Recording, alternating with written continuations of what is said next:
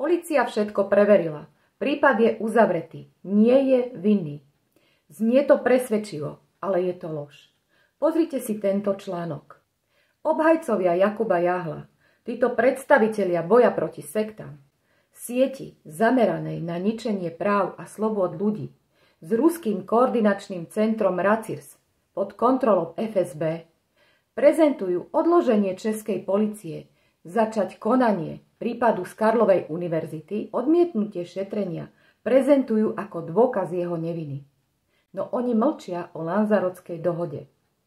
Prípad uzavreli nie preto, že svedkovia, ktorí hovorili, že páchal strašné veci na deťoch, by boli klamstvom, ale preto, že prípad nebol vyšetrený. Nikde v článku nie je uvedené, že boli vypočutí svedkovia v Tanzánii.